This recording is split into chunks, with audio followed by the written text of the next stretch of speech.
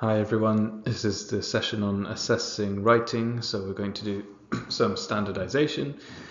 The purpose of this is so that we can have more consistency when we are assessing writing in our students' progress assessments, but also to learn from each other, to have a look at some writing samples from obviously real students from EC, and discuss the strengths and weaknesses of their writing at their level.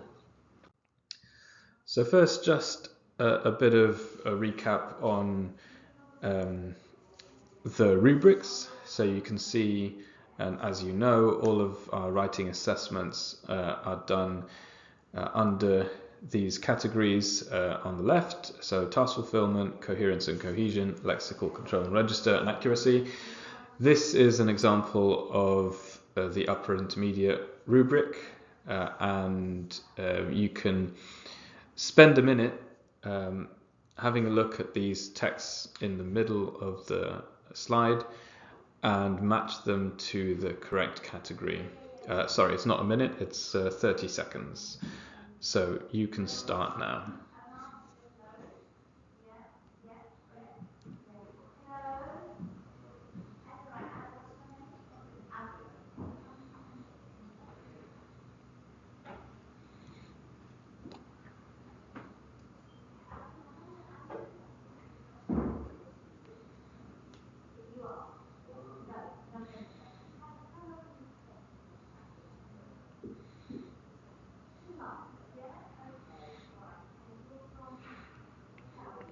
Okay, time is up. Hopefully that was quite straightforward. Here are the answers. So we can see in task fulfillment at upper intermediate level, a writing at almost at level. You can see that little purple box to the right, the rubrics, descriptions of an upper intermediate assessment, scored at 3 out of 5 in each category, which means they're almost at level. So in task fulfillment, the content is pretty decent, but there could be a little bit more there.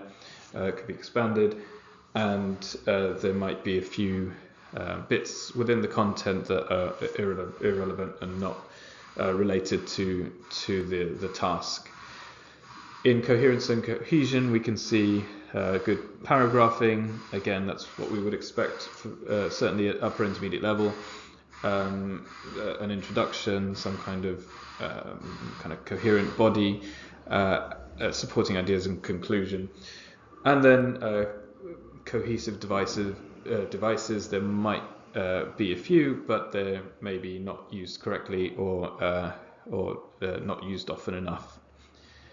Under lexical control and register, we can see that there's good variety, mostly correct, and word choices is appropriate for the audience, so there might be a consideration of register in the choice of words as well.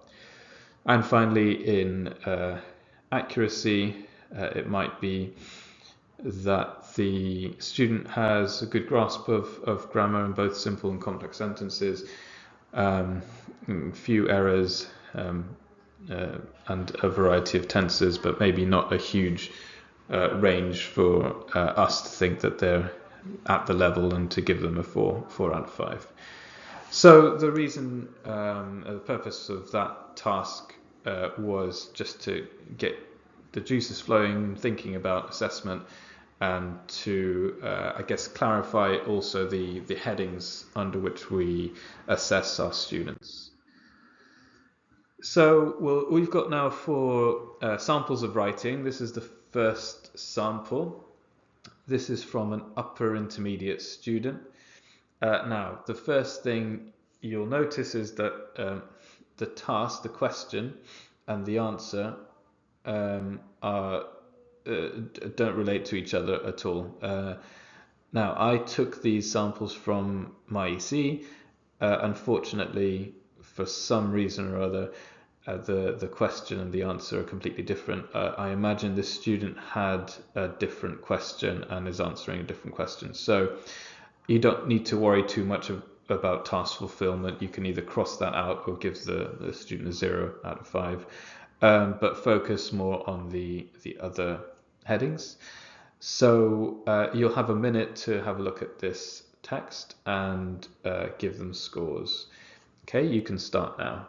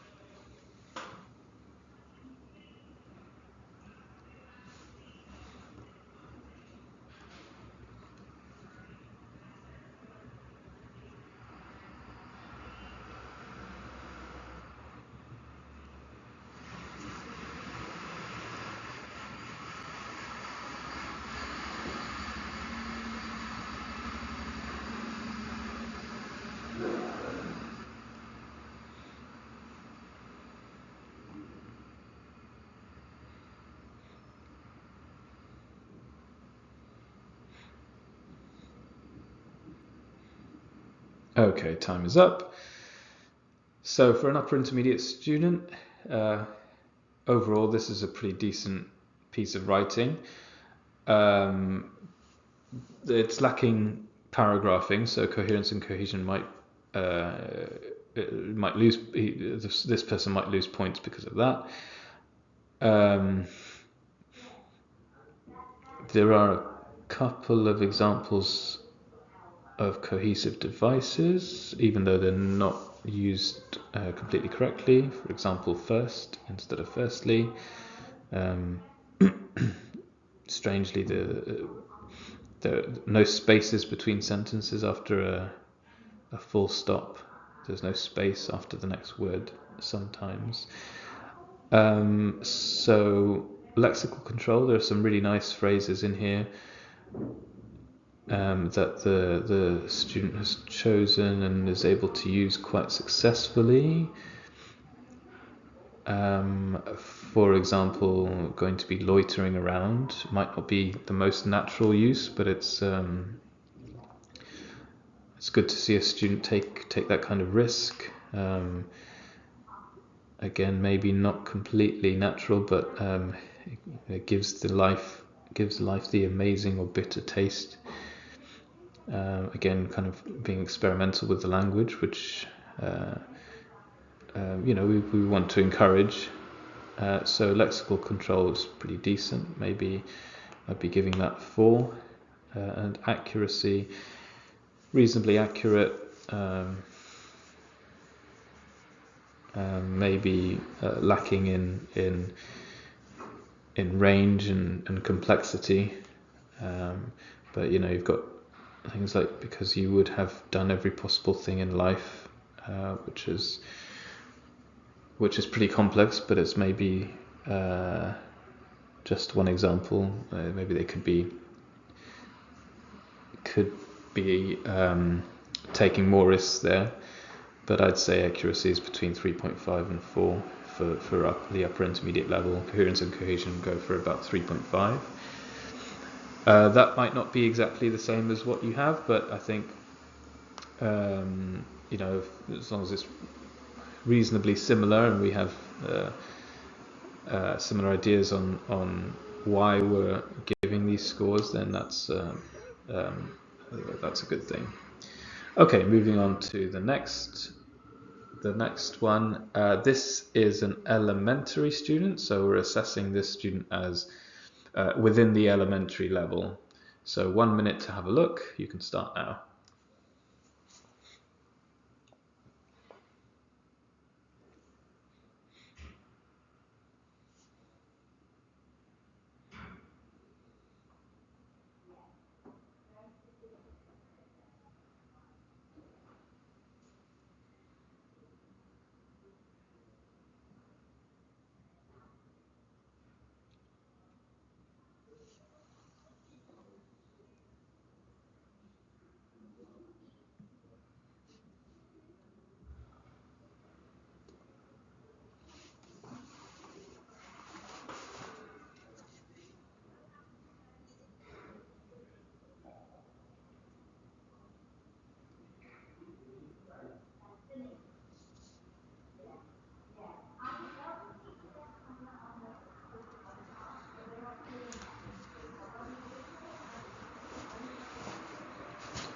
Okay, time is up.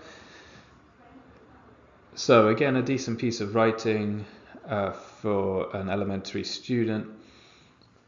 Now the question is, write a message to invite your friend to do something with you. Unfortunately, the student doesn't seem to do that. They do talk about what the event is, but it's more what they're going to do as opposed to inviting their friends. So task fulfillment would suffer because of that. I would maybe go for a 2 or a 2.5. Coherence and cohesion. So they at elementary level, I'd be expecting them to use and successfully, and but, maybe so and to. They have used but, not too much, not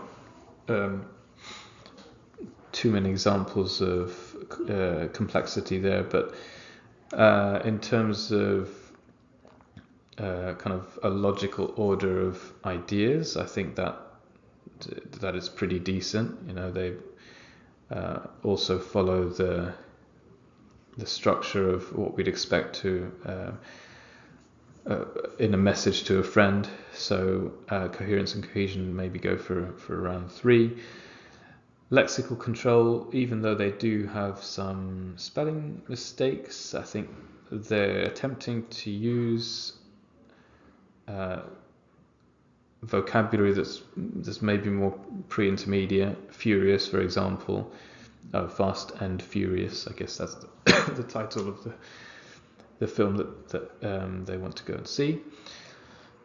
A football match as well. Some spelling errors, but some good examples of vocabulary and risk taking. 7 o'clock as well as spelled correctly, and a few other words that are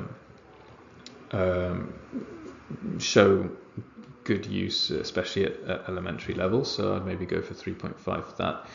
Accuracy, I'd maybe go for a 4 because they've used quite a lot of prepositions correctly, even though the article is missing in the afternoon, but they've used in. Next weekend, I'd like to go to the cinema. Also, tenses are used pretty accurately. I'm writing to talk to you about. I'll be busy for work. So accuracy, I might go for a 4 for this one. So a decent piece of writing for elementary level. Okay. So to the next one. This is a pre-intermediate student. Again, 1 minute to have a look. You can start now.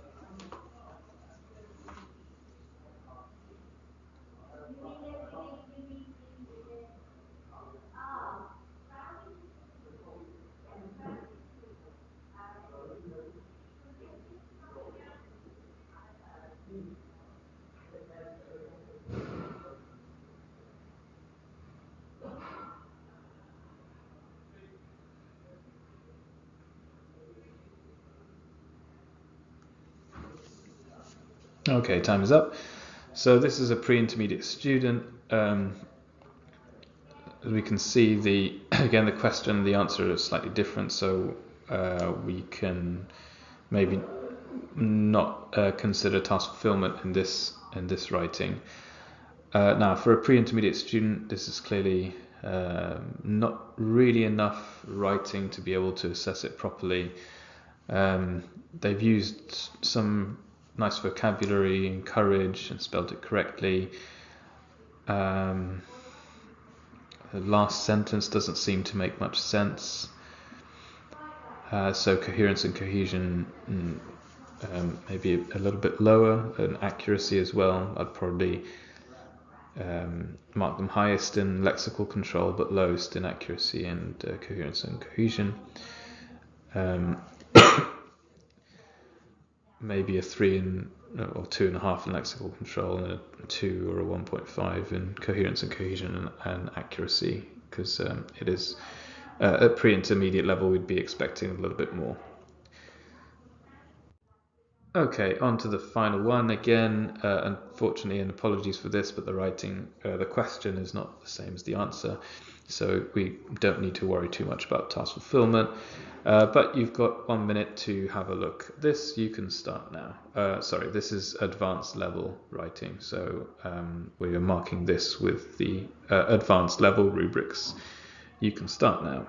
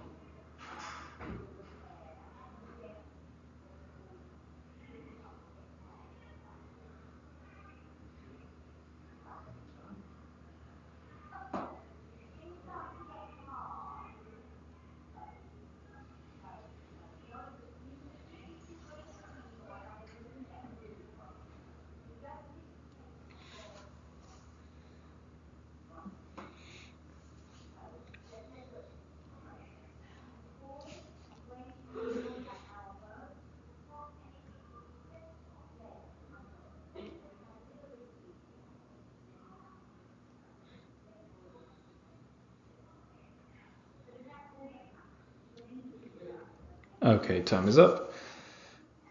So this is a pretty decent sample of writing as well. I think the students done a pretty good job, and in terms of expressing themselves, and it's quite a coherent piece of writing. There are a few things that bring up with coherence and cohesion, maybe bringing it to a 3.5. Possibly even overuse of linking devices in the third paragraph, having mentioned that, and then says on the other hand,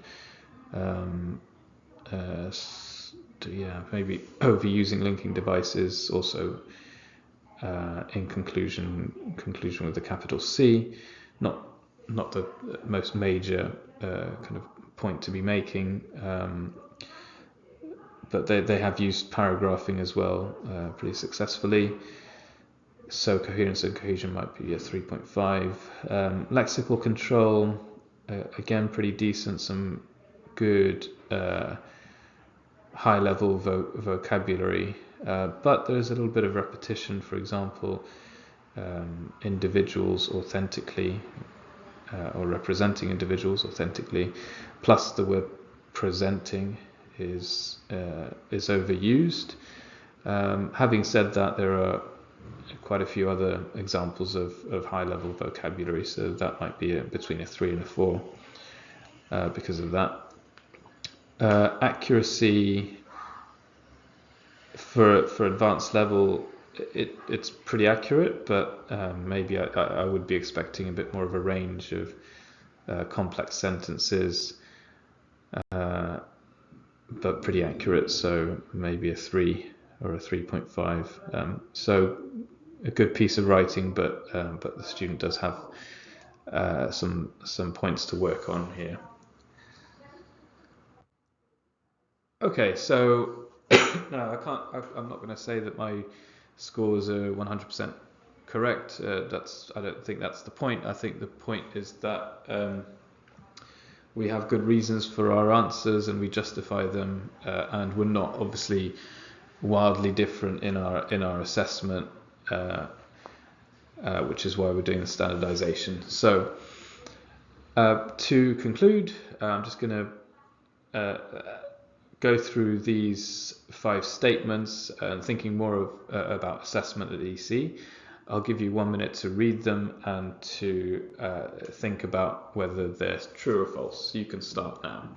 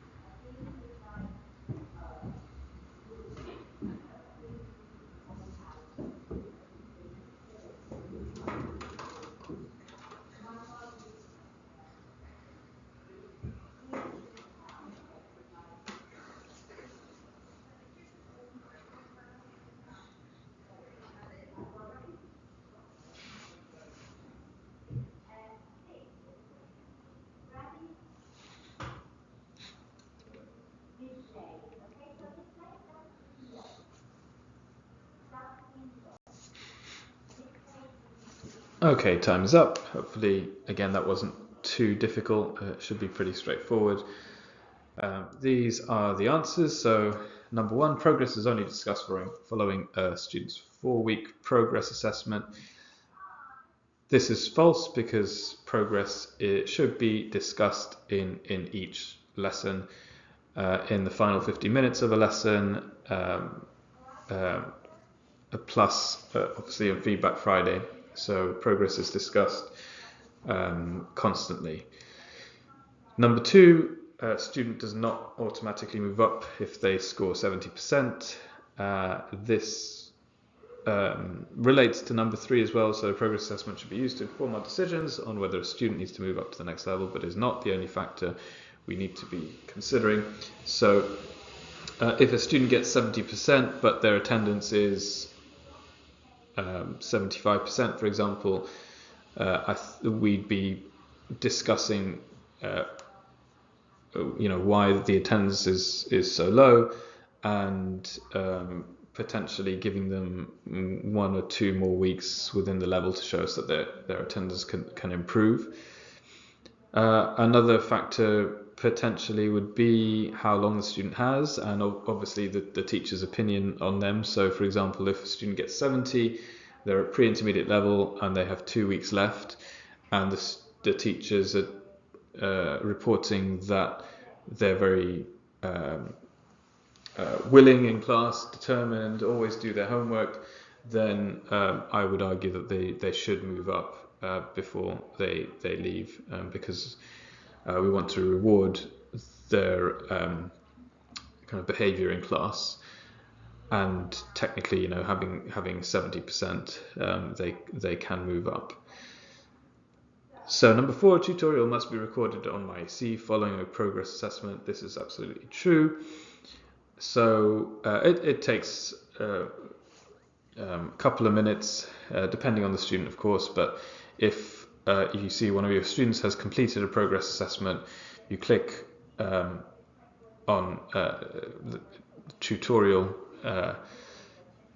button on MyC, then you can kind of scroll through those questions and put some brief notes in, and then click OK. Then the tutorial will be recorded, and also the student after the tutorial will have access to the graph that shows them how they did on their progress assessment, plus some extra exercises based on their weak areas in the assessment. Finally, a student should do at least 2 tests at each level. This is false. Each student arrives at a different point within a level. A good example of this is, I think at the moment we have a student called Lara who tested quite, her placement test was quite strong. I think it was borderline, it was just about pre-advanced, so she actually got pre-advanced in the progress assessment. She's been placed in upper intermediate because I think she needed just a bit of time to work on her speaking and to work on her confidence.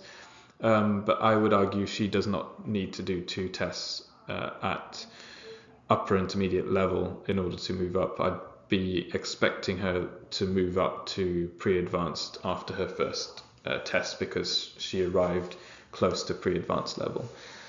It might be for other students that they do need to do at least 2 tests, or sometimes 3 tests at one level. This would be because they arrived at maybe the lower end of that level. An example maybe would be Zainab, who arrived this week, and her test was at the lower end of intermediate, so I would expect her to do a couple of tests within the level and to spend more time in intermediate for sure before moving to upper intermediate. Okay, that's it for the writing assessment session. Thanks for watching.